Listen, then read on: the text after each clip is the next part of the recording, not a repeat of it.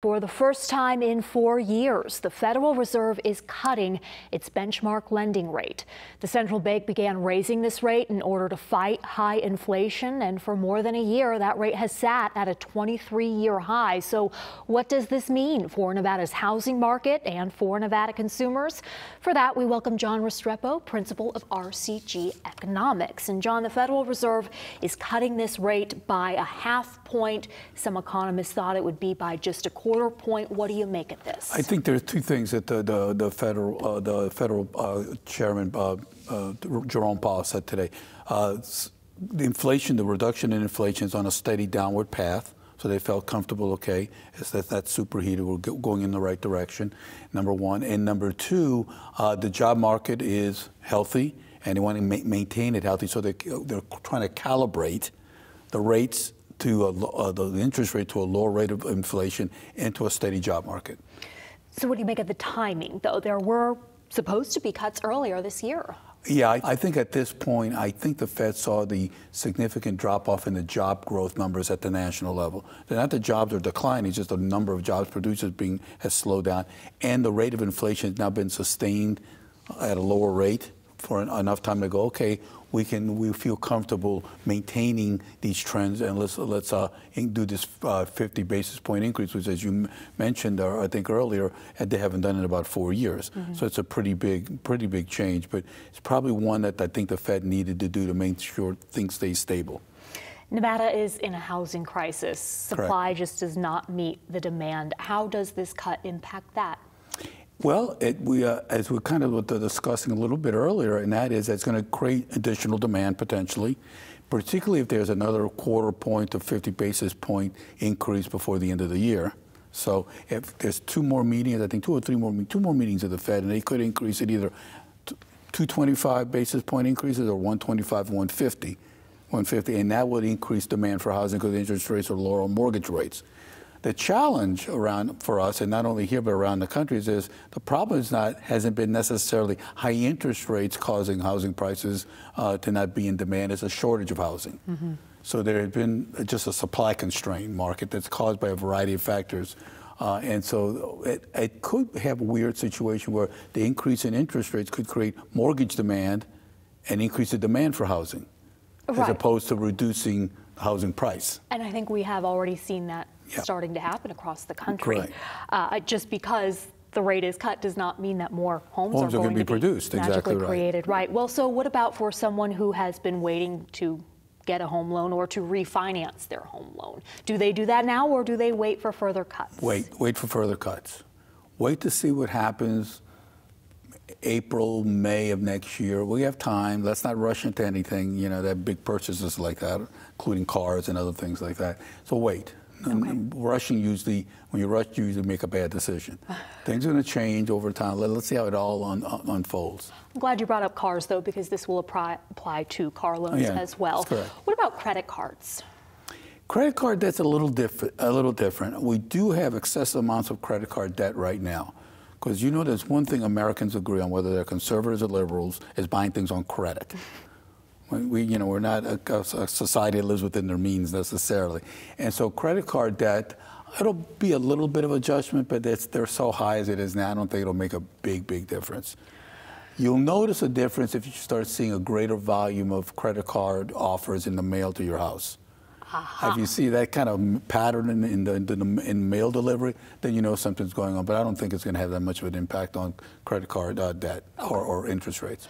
You talked about the labor market nationally. How would you describe Nevada's labor market right now? And are you concerned that the cooling of the labor market will impact Nevada?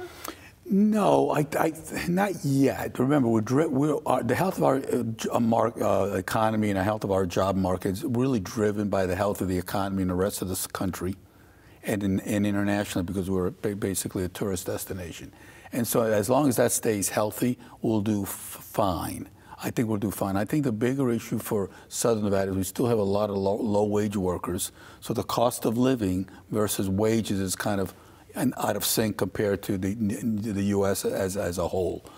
To me, the bigger concern for the job market, at least in the intermediate term, let's say the next 5 to 10 years, as far as anyone knows what's going to happen 10 years from now, is a question of AI, automation, robotics, and what that does to our labor market, and what kind of displacement, at least initially, will occur with people losing their jobs because of AI.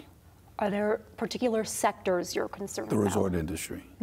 It's in most of the economic surveys or research on this, the hospitality industry around the country is the one that's been affected the most by AI or automation, robotics, however you want to call it.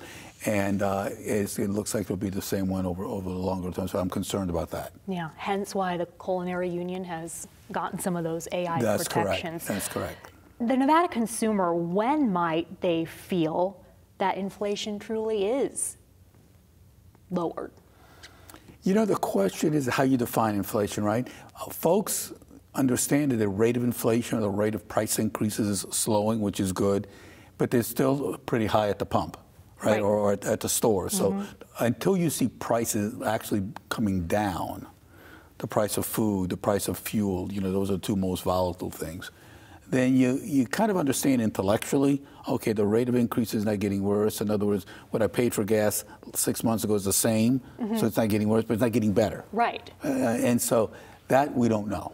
Will it ever get back to prior to when inflation reaches to the 2019, 2020 levels? Probably not. Yeah. No. Oh, yeah. Prices get set, you know, and they kind of stay steady. Very rarely do prices drop that dramatically. It's got to be a really bad recession. Now, that would come. You see a lot of, you could see a pretty significant price decrease on products and services if you have a deep recession, but you don't want that. You'd rather have elevated prices and a healthy economy and healthy people with jobs as opposed to a high unemployment rate but lower prices. You know what I mean? And pick your poison, sort of thing, right? We always have to ask you, what are your thoughts on a possible recession? I don't think we're going to see that anytime soon. I think there'll be a slowing of the economy. I think the markets are indicating that, and when I say the markets, the general market, not the stock market necessarily, that a recession is not likely. There will be a cooling off to the economy. Remember, we're at a 5%, a little over 5% unemployment rate in Nevada. That used to be considered good, healthy. A healthy economy was 5%. That's what all the economists were taught. That's what I was taught when I was in school. We now have had a period where we've had very low unemployment. So to go to 5%, we think is a catastrophe. It really isn't, because you need some excess number of people in the job market. To fill new jobs that come into play. And so I don't see a recession. I see a cooling off. Okay. A cooling off. The Federal Reserve Chairman Jerome Powell at the press conference following this announcement of the decision said this is his 4th presidential election that he's been in the Fed during this time frame. The Fed operates independently from the government. However, there could be an impact on the election. Or that's my question for you. Do you think this decision will impact the election? No. Why not? Because it takes time for an interest rate cut like this to really flow through the economy and see the effects of it, right? So we don't know who it'll benefit at this point.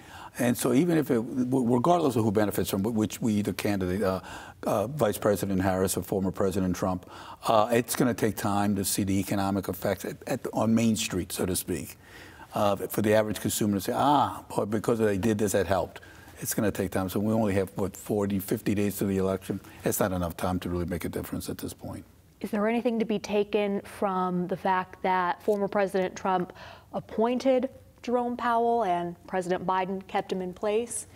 No, because the Fed is independent, and that's the greatest strength of having an independent central bank. I think Chairman Powell said it really well earlier today in the press conference tonight, is all countries that have an independent central bank have the most stable democracies, have the most stable economies. The last thing you want to do is have politics involved in the Federal Reserve or central bank decisions. And so as long as we keep that independence, regardless who points who, I think it's the best way to stay. John Restrepo, RCG Economics, thank you for joining Nevada. Thank you, Amber. Appreciate it.